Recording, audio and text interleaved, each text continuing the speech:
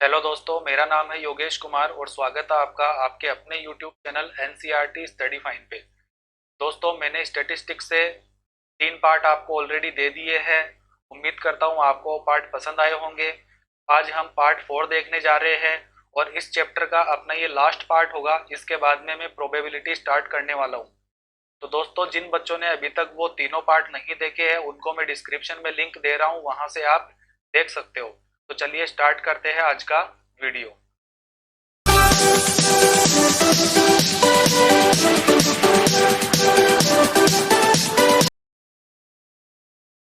दोस्तों, question number 1 देखते हैं। एक छात्र ने इंग्लिश में 46%, मैथमेटिक्स में 67% और हिंदी में 53%, इतिहास में 72%, अर्थशास्त्र में 58% अंक प्राप्त किए हैं। अन्य विषयों की तुलना में अंग्रेजी को 3 गुना, गणित को 2 गुना भार मान्य हो तो छात्र के प्राप्तांकों का भारित माध्य हमें निकालना है। दोस्तों, भारित माध्य मतलब है वेटेज मीन हमें फाइंड करना है। हमने अभी तक मीन फाइंड किया था और उसके बहुत सारे हमने टाइप्स देखे थे और ये भी मीन ही है, लेकिन ये है वेटेज मीन। वेटेज मीन में आपको वेट दिया हुआ मिलेगा, मतलब डब्ल्यू की वैल्यू भी आपको दी हुई मिलेगी। तो अपना फॉर्मूला वही बनता है। हमारे पास एक्स दिया हुआ है, हमारे पास वहां पे एफ होता था, यहाँ पे हमें वेटेज दिया हुआ मिलेगा। तो इसी तरीके से जैसे वहां पे एफ एक्स होता था, वैसे यहाँ पे एक्स डब्ल्यू है। एफ की जगह पे क्या आ गया? डब्ल्यू आ गया, वेटेज आ गया। और अपॉन में डिवाइड भी किससे करना है? हम वहां पे एफ से डिवाइड करते थे, यहाँ एफ की जगह डब्ल्यू है तो हम डब्ल्यू से डिवाइड कर देंगे। तो बस दोस्तों, आपका यही फॉर्मूला है वेटेज मीन का। मैं आपको बताता हूँ कि किस तरीके से हमें सोल्व करना है। आप चाहो तो इसको टेबल बना सकते हो और आप चाहो तो बिना टेबल का भी कर सकते हो। करना क्या है, एक तरफ आप सब्जेक्ट लिखोगे। जैसे मान लेते हैं कि चलो ये इंग्लिश सब्जेक्ट हो गई, ये यहाँ पे मैथमेटिक्स हो गई, और कौन सी सब्जेक्ट है? हिंदी है, हिस्ट्री है, उसके बाद में इकोनॉमिक्स है। तो अब हम देखते हैं कि इंग्लिश में उसने कितने परसेंट अंक प्राप्त किए, मतलब कितने परसेंट स्कोर किया उसने, वो हमारी होगी एक्स की वैल्यू। एक्स की वैल्यू कितनी दे रखी है? इंग्लिश के लिए है 46%, गणित के लिए है 67%, इतिहास के लिए है 53%, 72% इतिहास में, और इकोनॉमिक्स में 58%। तो ये कंप्लीट उसका स्कोर रहा है। और एक तरफ हमें लिखना है इसका वेटेज, मतलब डब्ल्यू की वैल्यू। तो वेटेज कितना है इसका? अब देख लीजिए इंग्लिश का वेटेज कितना है। इसने कहा है हमसे कि जो इंग्लिश का वेटेज है वो 3 टाइम्स है बाकी अदर के कंपैरिजन में। तो बाकी अदर का कंपैरिजन करें तो अंग्रेजी का जो है वो 3 टाइम्स है। कहने का मतलब ये है कि अगर बाकी सबको अगर हम 1 वेटेज दे तो इंग्लिश का कितना रहेगा? 3 रहेगा। बस आपको यही करना है। इंग्लिश का 3 बोला है तो इंग्लिश का आप 3 कर दीजिए, और बाकी के कंपैरिजन में बाकी का 1 है। और मैथमेटिक्स का भी आपको दे रखा है, ये 2 टाइम्स है, तो मैथमेटिक्स है इसको 2 टाइम्स कर दीजिए। बाकी नहीं दे रखा है तो उन सबको आप 1 1 लिख सकते हो। तो ये बस आपका वेटेज मिल गया है। अब आपको वैसा ही करना है। हमें क्या चाहिए? एक्स और डब्ल्यू चाहिए। तो एक टेबल बनाओगे आप एक्स मल्टीप्लाई डब्ल्यू की। तो आप एक्स मल्टीप्लाई डब्ल्यू की एक टेबल यहाँ बना लोगे, और फिर यहाँ पे हम सम कर लेंगे किसका? एक्स मल्टीप्लाई डब्ल्यू का या एक्स डब्ल्यू का। तो एक्स डब्ल्यू का सम करेंगे। सबसे पहले एक्स डब्ल्यू निकालो आप। मतलब जब 46 को आप 3 से मल्टीप्लाई करोगे तो आपको मिलेगा 138। उसके बाद 67 को जब आप मल्टीप्लाई करोगे 2 से तो आपको मिलेगा 134। और इनको तो 1 से ही मल्टीप्लाई करना है तो आपको 53 मिलेगा, 72 मिलेगा और 58 मिलेगा। अब क्या करना है? इन सब का सम कर देना है, इन सबको जोड़ देना है। तो आप जब इनको जोड़ोगे तो आपको मिलेगा 455। और उसके बाद में हमें चाहिए डिवाइड में कितना? Sigma W. तो सिग्मा डब्ल्यू भी आप फाइंड कर सकते हो यहाँ से। यहाँ से सिग्मा डब्ल्यू कितना मिलेगा, मतलब डब्ल्यू का सम कितना आ जाएगा? इन सबको जोड़ोगे आप 5, 6, 7 और 8, तो यहाँ पे आपको मिलेगा 8। बस अब आपको कुछ भी नहीं करना, वैल्यू रख देनी है अपने फॉर्मूले में। तो सिग्मा एक्स डब्ल्यू की वैल्यू कितनी मिली, 445, और डिवाइड में सिग्मा डब्ल्यू की वैल्यू कितनी मिली, तो वो मिली है हमें 8।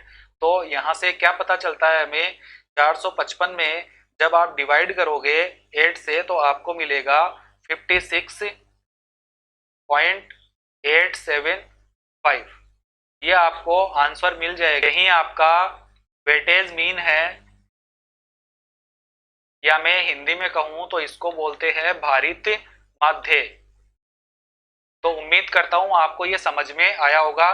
चलिए देखते हैं एक नेक्स्ट क्वेश्चन जो इसका टाइप बनता है। तो दोस्तों अब इसमें और उसमें कोई फर्क नहीं है, क्वेश्चन सेम है, बस आप थोड़ा सा कंफ्यूज हो सकते हो क्योंकि यहाँ पे ए के मार्क्स दे रखे हैं और बी के मार्क्स दे रखे हैं और वेट दे रखा है। जैसे मैंने टेबल बनाई थी वैसी ही टेबल बनाई हुई है, कुछ चेंज नहीं है। हमने देखा था अभी इससे पहले वाले क्वेश्चन में हमें सब्जेक्ट्स दी हुई थी, एक्स दिया हुआ था और डब्ल्यू दिया हुआ था, यहाँ भी बस वही है, सब कुछ दे रखा है। लेकिन यहाँ पे हमसे ये बोल रहा है कि हमें वो भारित माध्य वेटेज मीन तो फाइंड करना है और हमें ये बताना है उसके आधार पे कि ए या बी में से कौन ज्यादा योग्य है या किसकी परफॉर्मेंस अच्छी है। तो यहाँ से कैसे पता चलेगा, आप सबसे पहले ए को लेकर के सोल्व कर लो, फिर आप बी को लेकर के सोल्व कर लो। वेटेज तो आपको सेम ही दिया हुआ है, सबसे पहले आप एक बार इसको माइंड से निकाल दो और आप सिर्फ इतनी ही टेबल बनाओ और ए को लेकर के सोल्व करो। तो जब मैं ए के लिए लेकर सोल्व करूंगा तो मुझे 4a आप लिख लो कि भाई ए के लिए हम सोल्व कर रहे हैं। तो कैसे करेंगे, तरीका वही है, आपके पास वेट दिया हुआ है, यहाँ पे w दिया हुआ है, ये x की वैल्यू है। करना क्या है, आपको x और w की वैल्यू फाइंड करनी होती है, तो आप वो कर लीजिए। मैं इसको इस तरफ लिख देता हूं, और a तो एक्स डब्ल्यू की वैल्यू मिलेगी आपको, 80 को 1 से मल्टीप्लाई करोगे तो 80 आएगा, 88 को 3 से मल्टीप्लाई करोगे तो आपको मिलेगा 264, 85 को जब आप 2 से मल्टीप्लाई करोगे तो आपको मिलेगा 170, और 89 को जब आप 2 से मल्टीप्लाई करोगे तो आपको मिलेगा 178। ये आपको एक्स डब्ल्यू मिल चुका है। तो अब हम कैसे सोल्व करेंगे, वही सिग्मा एक्स डब्ल्यू की वैल्यू निकालोगे तो इन सब का सम करोगे, तो जब आप इनको जोड़ोगे तो आपको मिलेगा 692, और हमें सिग्मा डब्ल्यू कितना मिलेगा, तो वेटेज कितना मिलेगा, इन सबको जोड़ोगे आप तो आपको मिलेगा 4 और 4 8। ये भी आपको मिल चुका है। बस अब आप अपना फॉर्मूला अप्लाई कर दो। हमें फॉर्मूला पता है इसका क्या होता है, वेटेज मीन का, वही सिग्मा एक्स डब्ल्यू और बटे में सिग्मा डब्ल्यू। वैल्यू आप रखो, सिग्मा एक्स डब्ल्यू की वैल्यू कितनी मिली आपको 692, और अपॉन में डिवाइड किससे करना है 8 से, तो आपको यहाँ पे कितना मिल जाएगा, जब आप इसको 8 से डिवाइड करोगे 692 को, तो आपको मिलेगा 86.5। ये आपको आंसर मिल चुका है इसका। इसी तरीके से अब हमें करना क्या है, फॉर बी, बी के लिए कैलकुलेट करना है। तो बी के लिए जब आप कैलकुलेट करोगे तो आप बी वाली टेबल इसमें बना देना और इस ए वाली टेबल को इसको हटा देना। तो यहाँ से हमें अब x ये मिल जाएगा, w अपना सेम रहेगा, एक्स डब्ल्यू की वैल्यू आपको फिर से फाइंड करनी पड़ेगी, और यहाँ पे सिग्मा एक्स डब्ल्यू की वैल्यू हमें दूसरी मिलेगी, लेकिन जो वेटेज है उसका सम तो हमें यही मिलने वाला है, क्योंकि वेटेज तो दोनों ही ए और बी दोनों के लिए ही सेम है। तो यहाँ से एक्स डब्ल्यू आप कैलकुलेट कर लीजिए, 76 को 1 से मल्टीप्लाई करेंगे 76, 90 को 3 से करेंगे 270, 86 को 2 से मल्टीप्लाई करोगे तो आपको मिलेगा 172, और अगर 90 को 2 से करोगे तो 180, और जब आप इन सब का सम करोगे तो आपको मिलेगा, तो आपको सिग्मा एक्स डब्ल्यू मिलेगा 698, और यहाँ पे जब वैल्यू हम रखेंगे तो सिग्मा एक्स डब्ल्यू की वैल्यू हमें कितनी मिल चुकी है 698, और डिवाइड किससे करना है, 8 से करना है। तो जब आप इसको 8 से डिवाइड करोगे तो आपको मिलेगा 87.25। तो दोस्तों हमने ए के लिए फाइंड कर लिया, बी के लिए हमने वेटेज मीन फाइंड कर लिया। अब बताओ दोनों में से अधिक योग्य या अच्छी परफॉर्मेंस किसकी है। तो जिसके अच्छे परसेंटेज मार्क्स है उसी की परफॉर्मेंस अच्छी होगी ना। तो बताइए किसकी अच्छी है। तो यहाँ पे इसको मिला है 86.5%, यहाँ मिला है 87.25%। तो किसकी परफॉर्मेंस अच्छी है, ऑब्वियसली किसकी होगी, बी की। बस आपको ये बता देना है कि परफॉर्मेंस किसकी अच्छी है, बी की, और आपका आंसर हो गया। तो दोस्तों कितना इजी क्वेश्चन है, तरीका वही है, बस थोड़ा सा चेंज होता है, बाकी मीन निकालने का फॉर्मूला भी वही है, वैसा ही है। तो आपको कंफ्यूज होने की जरूरत नहीं है। तो चलिए अब हम देखते हैं एक नया कॉन्सेप्ट। अब अपने पास एक कॉन्सेप्ट आता है मीडियन का। तो मीडियन या माध्यक का जो कॉन्सेप्ट है वो कैसा कॉन्सेप्ट है, क्या करना होता है हमें माध्यक या मीडियन फाइंड करने के लिए। तो इसमें आपके पास जो भी नंबर ऑफ डिजिट्स होंगे, तो वो नंबर ऑफ डिजिट्स जो होंगे या तो वो इवन होंगे और या तो वो ऑड होंगे। यानी कि मैं एक एक लेकर के आपको समझाता हूं। मान लीजिए हमें कोई सीरीज दी हुई है 2 3 4 2 1, और हमें ये पूछा गया कि इसका मीडियन क्या आएगा। तो इसका मीडियन कैसे फाइंड करेंगे हम। तो मीडियन क्या होता है, सबसे पहले आपको क्या करना है, इसको असेंडिंग ऑर्डर में अरेंज करना है, या मैं कहूं तो इसको आरोही क्रम में अरेंज करना है। तो आरोही क्रम में इसको लिखोगे तो कैसे लिखोगे आप, कैसे लिखोगे, सबसे पहले सबसे छोटा नंबर, जो इनमें से सबसे छोटा कौन सा है, 1, फिर उससे बड़ा कौन है, 2, तो 2 आ गया। उसके बाद में अगेन 2 है तो आपको फिर से 2 लिखना है, फिर उसके बाद 3 है तो 3 लिखना है, और फिर 4 है। सबसे पहला काम आपका ये है। उसके बाद क्या करना है आपको, ध्यान रहे मीडियन क्या होता है, जो बीच का नंबर होता है, सबके मिड में जो नंबर होता है वही क्या होता है, उसी को हम मीडियन बोलते हैं, उसी को हम माध्यक बोलते हैं। इसका फॉर्मूला भी मैं आपको बताऊंगा, लेकिन अगर किसी बच्चे को कंफ्यूज रहे या उसको फॉर्मूला समझ में नहीं आए तो उसको इसी तरीके से कर देना है, जो बीच का नंबर होगा वही माध्यक होगा। तो आप देखिए इसमें कितने डिजिट है टोटल, 1 2 3 4 5। आप बताइए 5 में बिल्कुल बीच में कौन आएगा, अगर वो हम इधर छोड़ देंगे, 2 इधर छोड़ देंगे, तो बीच में कौन मिलेगा, हमें 2 मिलेगा। तो 2 ही इसका क्या हो जाएगा, आंसर हो जाएगा, यानी कि मीडियन कितना मिल जाएगा, 2 मिल जाएगा। तो देखिए दोस्तों कितना इजी है। अब मैं आपको इसका फॉर्मूला बता देता हूं। फॉर्मूला कैसा है इसका, n प्लस में 1 और डिवाइड करना है इसको 2, बस ये इसका फॉर्मूला हो गया है। th आप लगा देना, मतलब इतने नंबर की टर्म जो आएगी वो आपका आंसर हो जाएगी।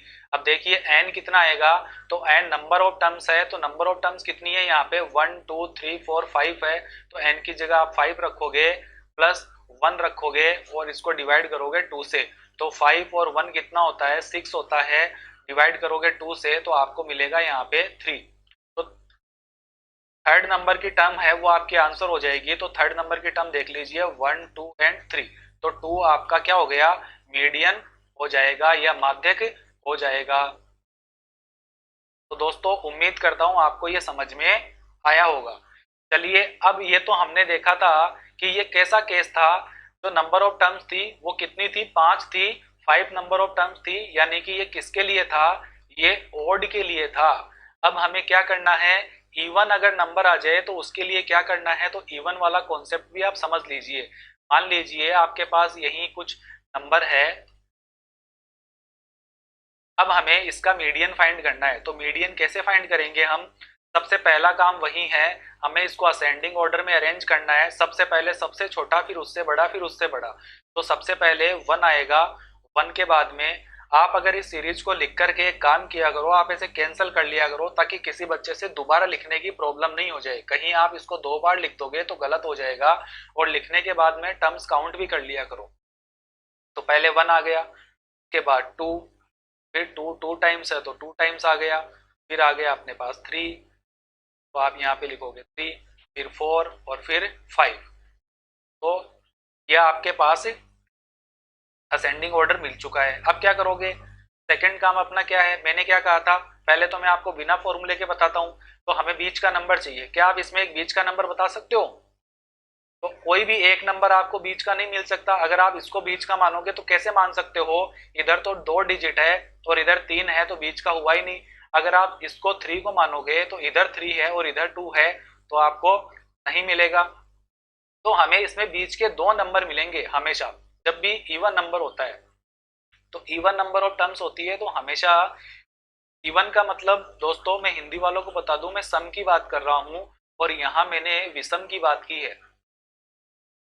तो जब सम नंबर होंगे तब क्या होगा, देख लीजिए, आपको 2 टर्म लेनी पड़ेगी, बीच में 2 टर्म मिलेगी आपको। तो उसके बाद में आप देख रहे होंगे इन दोनों टर्म को लेने के बाद में इधर भी 2 डिजिट है और इधर भी 2 डिजिट है, तो बीच में ये 2 मिलेंगे। तो हमेशा हमें क्या करेंगे, इवन में हमेशा, सम में हमेशा हमें 2 नंबर मिलने वाले हैं। तो करना क्या है आपको, उन दोनों को क्या कर देना है, जोड़ देना है और 2 से भाग कर देना है। उन दोनों को जोड़ देना है और 2 से भाग कर देना है, आपका आंसर मिल जाएगा। तो 2 और 3 कितना हो जाएगा, 5 हो जाएगा, और 2 से जब इसको भाग करोगे तो आपको मिलेगा 2.5। ये आपका मीडियन मिल चुका है। तो दोस्तों ये भी कितना इजी है, आपको समझ में आ गया होगा। अब मैं आपको बताता हूं इसका फॉर्मूला। इसका फॉर्मूला क्या होता है, सबसे पहला काम तो आपको ये करना है, एन और बटे में करना है 2। फिर उसके बाद में आपको क्या करना है, एन बटे में 2 और प्लस में 1। तो एक तो आपको ये टर्म मिलेगी और एक आपको ये टर्म मिलेगी। मैं टी एच लगा देता हूँ, मतलब इतने नंबर की टर्म, और इस पूरे को आपको 2 से डिवाइड करना है। तो इस फॉर्मूले को देख करके आप कंफ्यूज मत हो, ये फॉर्मूला बहुत इजी है। कैसे इजी है, एन अपॉन में 2, मतलब मैंने कौन सा नंबर लिया है अभी देखो आपके समझ में आ जाएगा। एन आप जानते हो क्या होता है, नंबर ऑफ टर्म्स होती है। तो टोटल कितनी है नंबर ऑफ टर्म्स, 1 2 3 4 5 6, टोटल 6 है ना, 6 डिजिट है, तो एन की वैल्यू कितनी आएगी, 6 आएगी। तो जब यहाँ से एन की जगह 6 रखूंगा, अपॉन में 2 है, बस आप बिल्कुल फॉर्मूले में इसी तरीके से वैल्यू रखो। फिर प्लस लगाए तो प्लस रखो, फिर एन अपॉन में 2 यानी कि 6 अपॉन में 2 और साथ में +1, एक आपको ये वाली टर्म मिलेगी और इन सबको 2 से आपको करना है डिवाइड। बस हो गया। अब आप कर लीजिए, 6 अपॉन में 2 क्या होता है, तो 3 आता है, मतलब एक तो तीसरे नंबर की टर्म लेनी है हमें, और एक हमें 6 अपॉन में 2 3 आता है और प्लस में 1 आता है, तो 3 + 1 कितना हो गया, 4 आता है। तो एक फोर्थ नंबर की टर्म लेनी है और उसको डिवाइड करना है 2 से। वही चीज आ गई है दोस्तों जो हम कर रहे थे। अब आप इसमें वैल्यू रख सकते हो, तीसरे नंबर की टर्म क्या होगी, मैं इसको मिटा करके यहाँ पे लिख देता हूँ। तो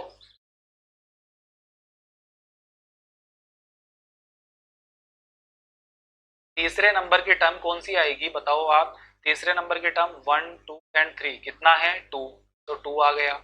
प्लस फोर्थ नंबर की टर्म कौन सी आ गई, 1 2 3 4, फोर्थ नंबर की टर्म आ गई 3, और अपॉन में क्या करना है 2 करना है। इन दोनों को जोड़ करके और 2 से भाग करोगे तो आपको मिलेगा 2.5। तो आंसर आपको वही मिलेगा। आप कोई सा भी तरीका लगाओ, अगर आप फॉर्मूला लिखोगे तो अच्छा रहेगा। अगर आप मान लो वहां पे फॉर्मूला भूल भी जाओ तो कैसे करना है ये मैंने आपको बता दिया है, तो कंफ्यूज होने की जरूरत नहीं है। चलिए अब हम इसके कुछ अच्छे क्वेश्चंस देखते हैं। तो इसमें मीडियन कैसे फाइंड करेंगे, हमें वही एफ दिया हुआ मिलेगा। हमें एक टेबल और बनानी है, और वो बनानी है हमें सी एफ की। सी एफ मतलब क्यूमुलेटिव फ्रीक्वेंसी, जिसको हम हिंदी में क्या कहेंगे, संचयी बारंबारता। तो आपको ये टेबल कैसे बनानी है, टेबल बनाने के लिए कोई स्पेशल काम नहीं करना है, बहुत ही ईजी है। आज के बाद आप इजीली बना लोगे। टेबल कुछ नहीं होता है, ये जो सी एफ होता है ये सारा सम ही होता है इनका। जैसे हम सिग्मा एफ निकालते हैं ना, तो वही काम है एक तरीके से। ये कैसे करेंगे, सबसे पहले वाला नंबर को आप ऐसे के ऐसे ही लिखो, उसके बाद आगे वाले नंबर को ऐड करते हुए चलो। 35 में 10 को ऐड करोगे तो आपको मिलेगा 45, 45 में 27 को ऐड करोगे तो आपको मिलेगा 72, 72 में जब आप 17 को ऐड करोगे तो आपको मिलेगा 89, 89 में जब आप 6 को ऐड करोगे तो आपको मिलेगा 95, 95 में 3 को ऐड करोगे तो आपको मिलेगा 98 और 98 में 2 को ऐड करोगे तो आपको मिलेगा 100। तो ये आपको 100 इन सब का सम ही मिला है। ये सम ही होता है इन सब का, जब आप इन सबको जोड़ोगे तो आपको इतना ही मिलने वाला है।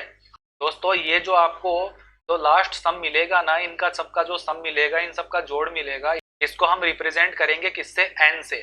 अब आपको करना क्या है, आपको मीडियन फाइंड करने के लिए आपको फाइंड करना है n अपॉन में 2 सबसे पहले।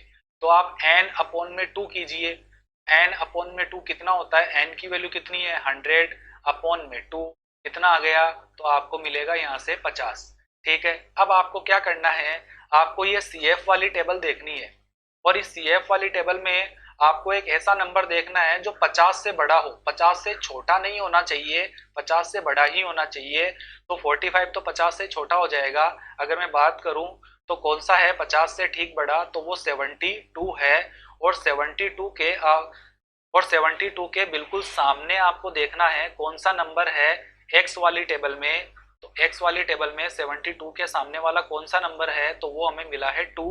तो इसका जो मीडियन है वो कितना मिलेगा हमें, तो हमें ये मीडियन मिल चुका है 2 मिल जाएगा। या हमें हमारे क्वेश्चन में जो माध्यक मिला है वो कितना मिला है? 2 मिला है। तो दोस्तों ये आपको तरीका समझ में आ गया होगा और इसी तरीके से आपको करना है, n बटे में 2 कर देना है और उससे ठीक बड़ा नंबर CF में देख लेना है और उसके सामने का आपको x देख लेना है, वहीं आपका मीडियन हो जाएगा। तो इतना कोई टिपिकल क्वेश्चन है नहीं, आप आराम से इजीली कर सकते हो इसको। तो चलिए देखते हैं नेक्स्ट क्वेश्चन। तो दोस्तों इसी के साथ अपना वीडियो फिनिश होता है। उम्मीद करता हूँ आपको ये वीडियो पसंद आया होगा। अगर वीडियो आपको पसंद आया है तो आप इसको लाइक शेयर एंड सब्सक्राइब जरूर कीजिएगा और साथ में अपने दोस्तों के साथ भी शेयर करिएगा, जिससे वो भी इस वीडियो का फायदा उठा सके। और जुड़े रहिएगा मेरे साथ। Thank you.